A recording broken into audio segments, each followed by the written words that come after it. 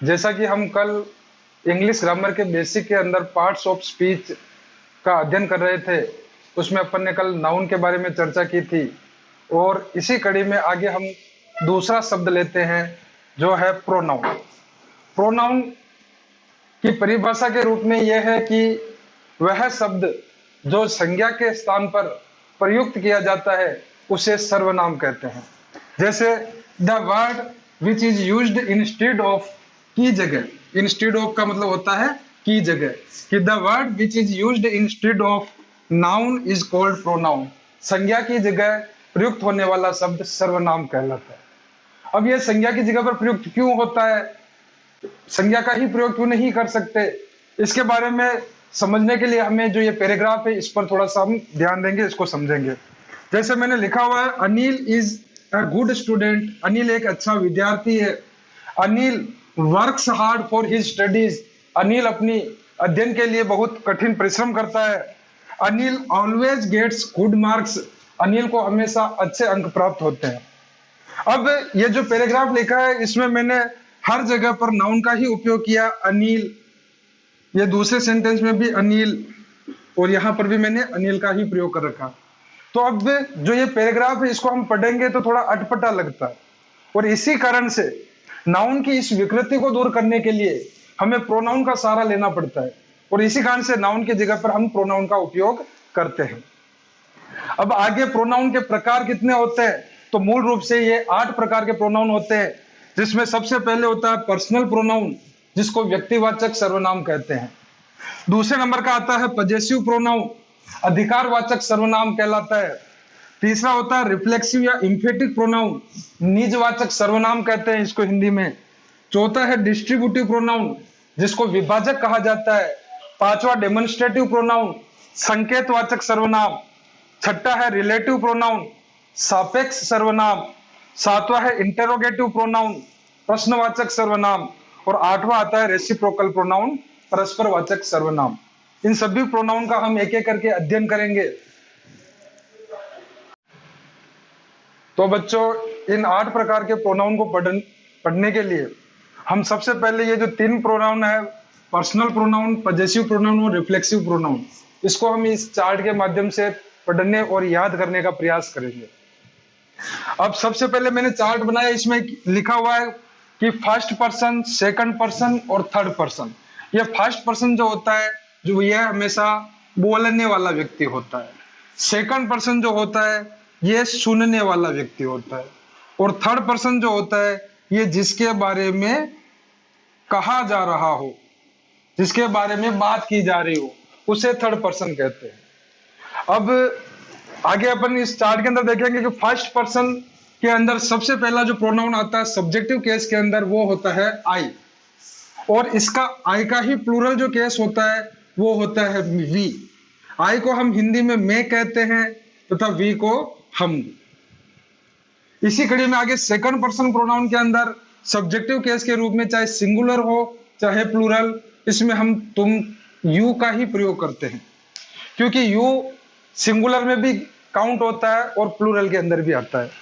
फिर आगे third person pronoun के अंदर अगर व्यक्ति है कोई तो उसके लिए ही, अगर कोई फीमेल है तो सी, और अगर कोई वस्तु या कोई जानवर है तो उसके लिए इट, तथा इन सब का जो प्लूरल केस होता है उसके रूप में हम दे का प्रयोग करते हैं। ही का मतलब हिंदी में वह, सी वह, इट का मतलब भी वह, और दे का मतलब होता है वे। इसके बाद में इनका ऑब्जेक्टिव केस जो होता है, आई का मी हो जाता है मुझे, और वी का अस हो जाता है हमें। यू का यू ही रहता है, जिसका हिंदी में होता है तुमको या तुम्हें। ही का हिम होता है, सी का हर होता है, इट का इट ही रहता है, और दे का देम हो जाता है। हिम, हर, इट, इनको हिंदी में कहते हैं उसको, और देम का हो गया उनका या उनको। फिर आगे पजेसिव एडजेक्टिव के रूप में मी का माई और अस का अवर हो जाता है। यू का यूवर हो जाता है, हिम का हिज हो जाता है, हर का हर होता है, इट का इट्स हो जाता है, और देम का देयर हो जाएगा। इसका हिंदी में माई का मतलब हो गया मेरा, अवर का मतलब हमारा, यूवर तुम्हारा, हिज हर इट्स, इन तीनों का एक ही मतलब होता है उसका, और देयर का हो गया उनका। अब पजेसिव प्रोनाउन और पजेसिव एडजेक्टिव क्या होते हैं इसमें हम आगे पढ़ेंगे। अभी पजेसिव प्रोनाउन के रूप में माई का माइन हो जाएगा, अवर का अवर्स हो जाता है, यूवर का यूवर्स हो जाएगा, हिज का हिज ही रहता है, हर का हर्ष हो जाता है, इट का इट्स रहेगा, और देयर का देयर्स हो जाएगा। और रिफ्लेक्सिव प्रोनाउन के अंदर माई सेल्फ, इसमें दो चीजें लगती है, एक तो सेल्फ और एक सेल्फ। अगर अपना प्रोनाउन एक वचन है तो उसके साथ सेल्फ का प्रयोग करेंगे, और अगर बहुवचन है तो उसमें सेल्व्स का प्रयोग करते हैं। जैसे माई सिंगुलर है तो इसके साथ में माई सेल्फ हो गया, और अवर प्लूरल है तो अवर सेल्व्स हो जाएगा। यूवर सेल्फ और सेल्व्स दोनों ही होता है। ये सेंटेंस के ऊपर निर्भर करता है कि आप किसी एक व्यक्ति की बात कर रहे हैं या बहुवचन या बहुत ज्यादा लोगों की बात कर रहे हैं। हिज का हिमसेल्फ हो जाएगा, हर का हर सेल्फ हो जाएगा, इट का इट सेल्फ हो जाएगा, और देयर का देम सेल्फ हो जाएगा। ये तो रही प्रोनाउन की बात। अब इसमें हम तीन प्रकार के प्रोनाउन पढ़ रहे थे, पर्सनल प्रोनाउन, पजेसिव प्रोनाउन और रिफ्लेक्सिव प्रोनाउन।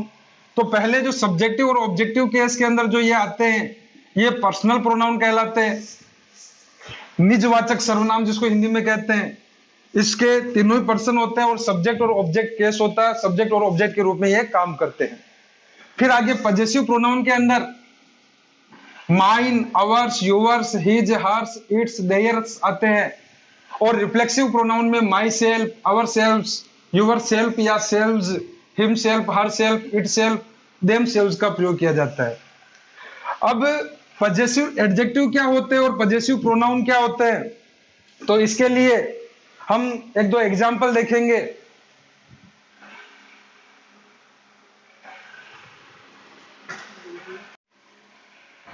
बहुत सारी बार क्या होता है कि पजेसिव एडजेक्टिव और पजेसिव प्रोनाउन में थोड़ा कंफ्यूजन की स्थिति होती है। हालांकि पजेसिव प्रोनाउन और पजेसिव एडजेक्टिव एक ही तरीके से कार्य करते हैं, फिर भी थोड़ा हम इसको समझने का प्रयास करेंगे कि जैसे कि पजेसिव एडजेक्टिव जो होते हैं अधिकारवाचक विशेषण, जिसमें आते हैं my, our, your, his, her, it's.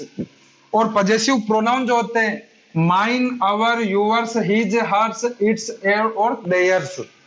अब इनको थोड़ा एग्जाम्पल के माध्यम से समझने का प्रयास करेंगे। जैसे मैंने एग्जाम्पल लिखा हुआ, this is my book, this is my book. My का प्रयोग मैंने कर रखा है, जो कि ये बुक एक नाउन है, और नाउन से तुरंत पहले मैंने माई का प्रयोग कर रखा है। और किसी भी संज्ञा के तुरंत पहले अगर कोई शब्द आता है और उसकी विशेषता बताता हो तो वो उसका विशेषण होता है। तो यह बुक किसकी है? मेरी है। तो इसका मतलब ये माई जो है विशेषता प्रकट कर रहा है, इसीलिए पजेसिव एडजेक्टिव की श्रेणी में जाएगा। उसी प्रकार से इट इज यूर रूम, यह कमरा तुम्हारा है। अब रूम भी एक नाउन होता है और नाउन से पहले यूवर आ रहा है, तो यह भी एक पजेसिव एडजेक्टिव के रूप में कार्य कर रहा है। और अगर पजेसिव प्रोनाउन के बारे में समझेंगे तो थोड़ा इन एग्जांपल को देखेंगे। जैसे कि दिस बुक इज माइन, यह किताब मेरी है। अब ये माइन जो शब्द है यह स्वयं ही माई प्लस नाउन को बता रहा है। कि अगर इस वाक्य को हम और सिंपलीफाइड करना चाहे तो क्या कहेंगे?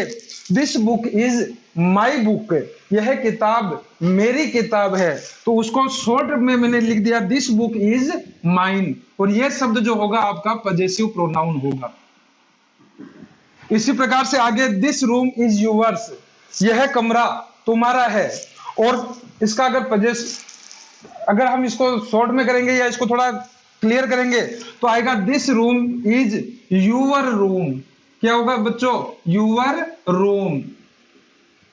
अब देखो पजेसिव प्रोनाउन प्लस नाउन आ रहा है, लेकिन इनको हमने मिलाकर लिख दिया तो ये पजेसिव प्रोनाउन बन गया, और अलग अलग लिखेंगे तो ये पजेसिव एडजेक्टिव कहलाते हैं।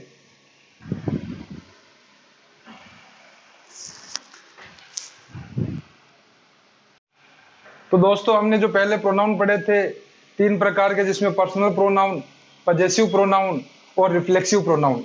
इसी कड़ी में आगे जो चौथा जो प्रोनाउन आता है वो अपना होता है डिस्ट्रीब्यूटिव प्रोनाउन, जिसको विभाजक के नाम से जाना जाता है। इसमें मुख्य रूप से 3 शब्द जो ईच, आइदर और नाइदर का प्रयोग किया जाता है। अब सबसे पहले ईच का प्रयोग किसके लिए होता है, तो ये 2 या 2 से अधिक नाउन के लिए इसका प्रयोग किया जाता है। जैसे कि each of the boys has taken the book. अब ये ईच जो है ये बता रहा है कि जो लड़कों की संख्या है वो 2 या 2 से अधिक हो सकती है। तो each of the boys has taken the book, कि प्रत्येक बच्चे ने किताब ले ली। आइदर का जो प्रयोग किया होता है वो होता है 2 नाउन के अर्थ में, मतलब मुख्य रूप से आइदर का प्रयोग 2 के अर्थ में ही किया जाता है, वो भी सकारात्मक भाव प्रयुक्त करने के लिए। जैसे कि either of my parents has reached Jaipur, कि मेरे जो माता पिता है उनमें से वो दोनों ही जयपुर पहुंच चुके हैं। तो आइदर जो है ये पेरेंट्स को बता रहा है, और पेरेंट्स में माता और पिता दोनों के बारे में बताया जा रहा है। इसी के आगे जो कड़ी होती है वो होती है नाइदर। नाइदर 2 नाउन के अर्थ में इसका भी प्रयोग किया जाता है, लेकिन इसका जो प्रयोग होता है वो नकारात्मक भाव प्रयुक्त करता है, नहीं का अर्थ देता है, नेगेटिव सेंस बताता है। जैसे neither of them has present in the class. अब ये देम में कितनी भी संख्या हो सकती है, लेकिन ये नाइदर जो शब्द है ये हमें बता रहा है कि ये देम की संख्या जो है वो दो लोगों की है। इसीलिए वो कह रहा है neither of them has present in the class, कि उन दोनों में से कोई भी जो है क्लास में उपस्थित नहीं हुआ है।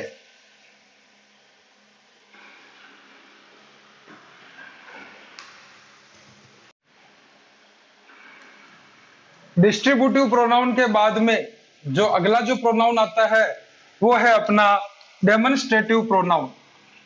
डेमोन्स्ट्रेटिव प्रोनाउन को हिंदी में कहते हैं संकेतवाचक सर्वनाम, और इसमें मुख्य रूप से 4 सर्वनाम प्रयोग में लिए जाते हैं, दिस, दैट, दीज और दोज।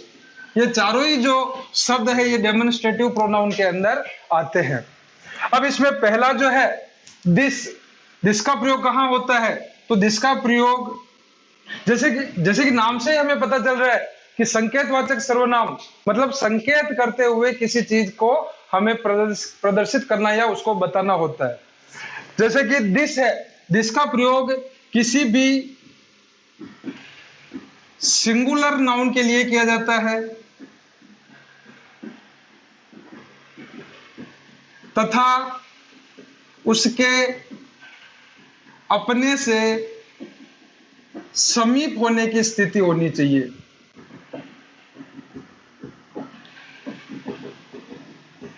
कहने का मतलब यह है कि जिसका प्रयोग एक वचन नाउन के लिए किया जाएगा तथा वो हमारे नजदीक होना चाहिए, हमारे पास में होना चाहिए।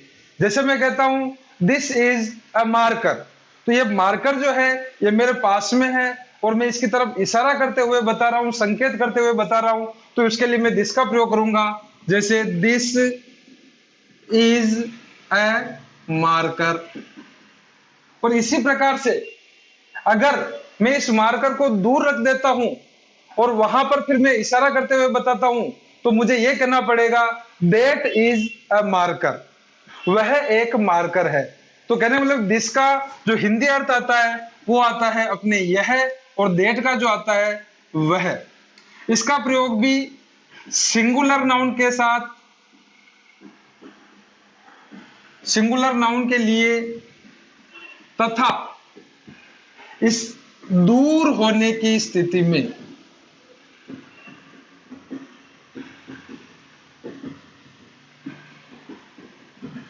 इसका प्रयोग भी सिंगुलर नाउन के लिए किया जाता है, लेकिन यह हमसे दूर होने की स्थिति में होता है। जैसे कि दैट इज अ फैन, वह एक पंखा है। इसी प्रकार से डेमोन्स्ट्रेटिव प्रोनाउन में आगे का जो शब्द आता है दीज, इसका हिंदी में अर्थ होता है ये, इसका प्रयोग प्लूरल नाउन के लिए किया जाता है तथा समीप में होने की स्थिति पर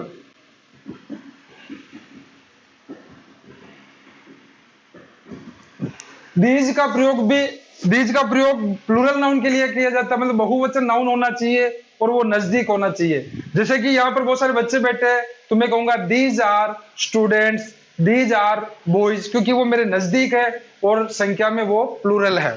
तो एग्जाम्पल लिख सकते हैं अपन, दीज आर, अगर पक्षी पास में है तो बर्ड्स, और इसी क्रम में आगे है वे, दोज का हिंदी में अर्थ होता है वे, और इसका प्रयोग भी प्लूरल नाउन के लिए तथा दूर होने की स्थिति में किया जाता है। इसका प्रयोग भी बहुवचन नाउन के लिए होता है, लेकिन ये दूर होना चाहिए। जैसे कि दोज आर फुटबॉल प्लेयर्स, वे फुटबॉल के खिलाड़ी है, लेकिन वो स्थिति क्या है, वो मेरे से दूर है और उनकी तरफ मैं इशारा करते हुए कह रहा हूं, तो मैं उसमें ये कहूंगा those are football players.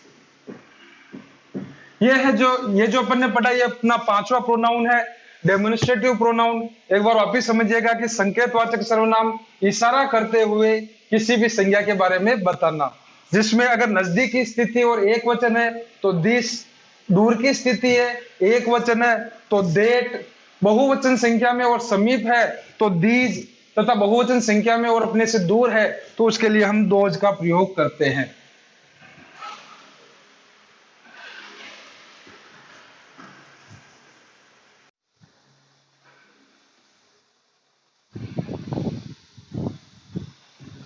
Demonstrative pronoun के बाद में अगला जो हमारा प्रोनाउन होगा वो होगा रिलेटिव प्रोनाउन, जिसको हिंदी में हम संबंधवाचक सर्वनाम के नाम से जानते हैं। ये रिलेटिव जो प्रोनाउन होते हैं, इनके अंदर हु, विच, हुम, हुज तथा देट का प्रयोग किया जाता है।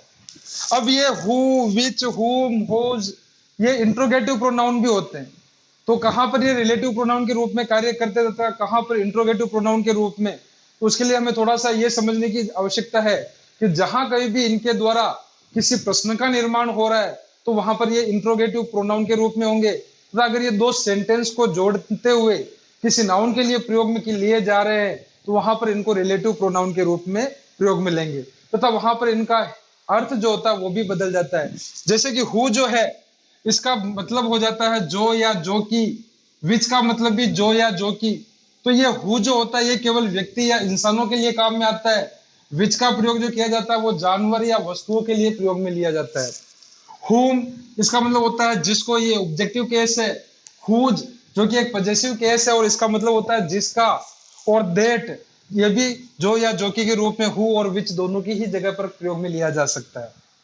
अब रिलेटिव प्रोनाउन का एक स्ट्रक्चर होता है, वो स्ट्रक्चर ये होगा कि सबसे पहले एक सेंटेंस लिखा होगा, उसके बाद में कोई नाउन या प्रोनाउन दिया गया होगा, उसके बाद में उस नाउन या प्रोनाउन की जगह पर रिलेटिव प्रोनाउन का प्रयोग किया जाता है, तो उसके बाद में पुनः दूसरा सेंटेंस आता है।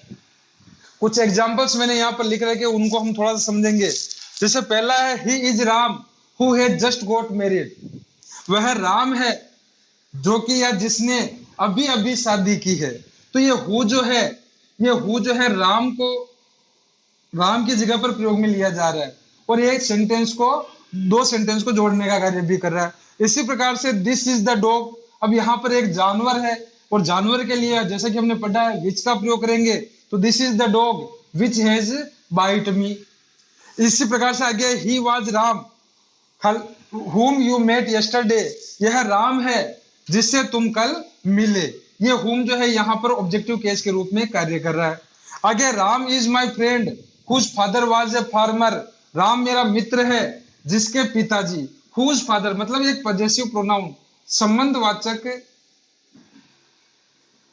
अधिकारवाचक सर्वनाम के रूप में ये कार्य कर रहा है। तो ये जो रिलेटिव प्रोनाउन होते हैं संबंधवाचक, ये 5 होते हैं मुख्य रूप से हु, विच, हुम, हुज, देट, तथा उनके एग्जाम्पल जो मैंने बता रखे यही है।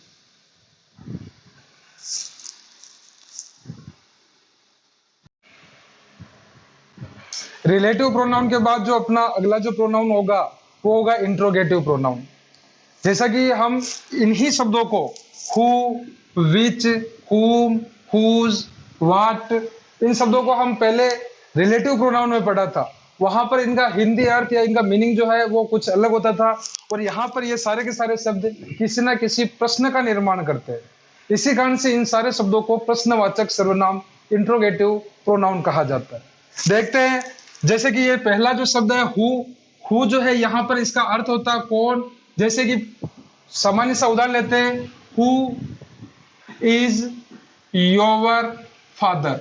अब चूंकि ये हु जो है एक क्वेश्चन का निर्माण कर रहा है, तो यहाँ पर ये हु जो होगा ये इंट्रोगेटिव प्रोनाउन के रूप में प्रयुक्त होगा। इसी प्रकार से आगे विच, जैसे कि विच में भी ये किसी वस्तु या किसी निर्जीव चीज के बारे में या किसी जानवर के बारे में हम विच से पूछते हैं। विच इज यूर बुक, तुम्हारी किताब कौन सी है।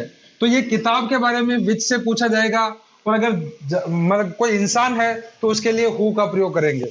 इसी प्रकार से हुम, क्योंकि ये ऑब्जेक्टिव केस के रूप में आता है, तो इसके लिए क्वेश्चन बनेगा, whom did you want to meet, तुम किससे मिलना चाहते थे। डिड पास्ट टेंस है, इसलिए तुम किससे मिलना चाहते थे। तो ये जो होम जो है यहाँ पर एक इंट्रोगेटिव प्रोनाउन के रूप में प्रयोग में लिया गया है। इसी प्रकार से हुज फादर इज ही, वह किसके पिताजी है। तो यहाँ पर किसका या किसका मतलब पजेसिव केस के रूप में प्रयोग में आता है, तथा यह एक इंट्रोगेटिव प्रोनाउन है। इसी के आगे जो अगला जो शब्द है वाट, ये बिल्कुल सामान्य शब्द है। जैसे कि एग्जाम्पल हो गया, वाट आर यू डूइंग, तुम क्या कर रहे हो। अब ये वाट जो है यहाँ पर एक इंट्रोगेटिव प्रोनाउन के रूप में प्रयुक्त हुआ है। तो दोस्तों वो जो थे वो रिलेटिव प्रोनाउन थे, क्योंकि वो वाक्य के बीच में जुड़ रहे थे तथा उनका अर्थ अलग निकल रहा था। और यहाँ पर ये वाक्य की शुरुआत में लगते हैं, इनके बाद में हेल्पिंग वर्ब या मेन वर्ब का प्रयोग किया जाता है, तथा ये एक प्रश्न का निर्माण करते हैं। इसी कारण से ये इंट्रोगेटिव प्रोनाउन कहलाते हैं। इंट्रोगेटिव प्रोनाउन के बाद जो अगला जो प्रोनाउन आता है वो अपना आठवां प्रोनाउन रेसिप्रोकल प्रोनाउन होता है, जिसका हिंदी में होता है पारस्परिक सर्वनाम। ये मुख्य रूप से दो ही होते हैं, ईच अदर और दूसरा होता है वन अनोदर। ईच अदर दो के लिए प्रयुक्त किया जाता है, और वन अनोदर दो से अधिक के लिए इसका प्रयोग किया जाता है। जैसे कि we are made for each other. अब यहाँ पर जो ईच अदर आया ये हमें बता रहा है कि यहाँ पर लोगों की संख्या दो है। तथा अगला जो सेंटेंस है we are made for one another, तो यहाँ पर वन अनोदर से हम समझ सकते हैं कि यहाँ पर दो से अधिक लोगों की बात की जा रही। तो पारस्परिक सर्वनाम के अंदर दो ही सर्वनाम होते हैं, ईच अदर और वन अनोदर दो ही शब्द होते हैं। और इन दोनों शब्द में ईच अदर जो है दो के लिए प्रयुक्त होता है, और वन अनोदर जो है वो दो से अधिक के लिए प्रयोग में लिया जाता है।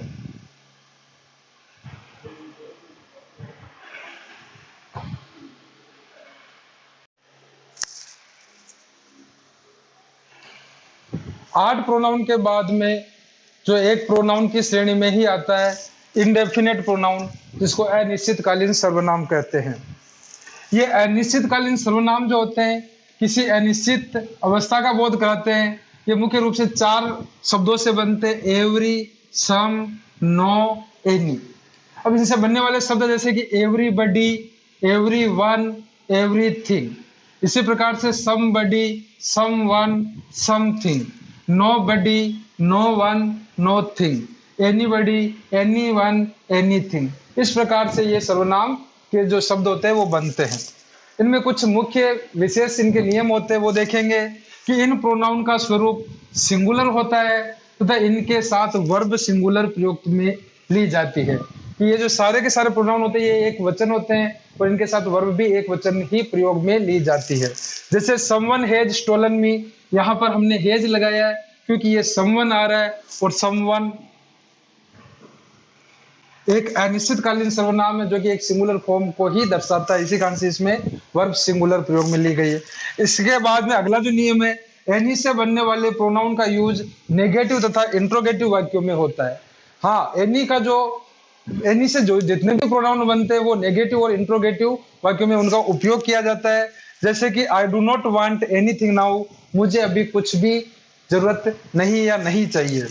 फिर आगे तीसरा जो नियम है, नो से बनने वाले प्रोनाउन नेगेटिव सेंस देते हैं, अतः नेगेटिव वर्ड लगाने की जरूरत नहीं है। मुख्य रूप से इसका नियम यही है कि नो से जो बनने वाला वाक्य होता है वो ऑलरेडी नेगेटिव ही होता है, तो अतः वहां पर किसी दूसरे नेगेटिव शब्द का प्रयोग नहीं होता है। जैसे कि no one should not help me, पहला सेंटेंस समझिएगा कि no one should not help me, कोई भी मेरी मदद नहीं करेगा। तो यहाँ पर शुड नॉट, यहाँ पर हमें नॉट लगाने की जरूरत नहीं है क्योंकि ऑलरेडी नो वन नकारात्मक सेंस ही बता रहा है। तो इसका जो सही वाक्य होगा, no one should help me, ये वाक्य सही होगा और ये वाक्य गलत होगा।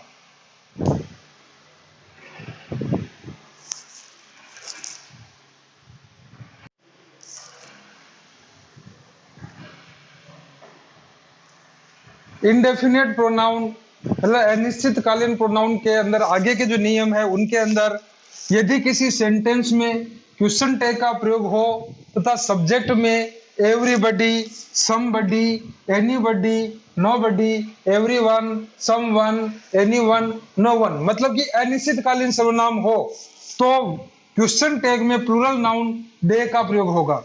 जैसे देखेंगे एवरीबडी कांट बी इंटेलिजेंट। अब इसका हमें अगर क्वेश्चन टैग बनाना है तो हम इसका क्वेश्चन टैग बनाएंगे कैन दे और क्वेश्चन मार्क, क्योंकि इन सब का जो क्वेश्चन टैग बनेगा तो वहां पर इसका प्रयोग होता है दे का। इसी के बाद में जो अंतिम नियम है वो क्या कहता है, ऑल तथा बोथ भी इंडेफिनेट प्रोनाउन होते हैं। कौन कौन से शब्द, ऑल तथा बोथ भी एक अनिश्चितकालीन सर्वनाम होते हैं, लेकिन इनका स्वरूप प्लूरल होता है, ये कभी कभी एडजेक्टिव भी होते हैं। एक तो ये बहुवचन होते हैं तथा बहुत सारी बार ये वाक्य के अंदर एडजेक्टिव के रूप में भी कार्य करते हैं। एडजेक्टिव में कैसे करते हैं, प्रोनाउन कैसे है, तो अभी हम देखते हैं। ऑल वर अरेस्टेड, देखो ऑल के ठीक बाद में हेल्पिंग वर्ब या मेन वर्ब का प्रयोग हो रहा हो तो यहाँ पर ये ऑल जो होगा ये प्रोनाउन होगा, तो यहाँ पर तो इसका प्रयोग प्रोनाउन के रूप में हो रहा है। दूसरा है all rooms are painted. All rooms, देखो रूम्स एक नाउन है और नाउन से पहले अगर ऑल का प्रयोग हो रहा है तो ये एक विशेषण के रूप में कार्य कर रहा है, तो यहाँ पर ये एक एडजेक्टिव के रूप में काम कर रहा है। तो यही फर्क होता है एडजेक्टिव और प्रोनाउन के अंदर। बाकी बोथ तथा ऑल जो है ये भी एक इंडेफिनेट प्रोनाउन का रूप होते हैं।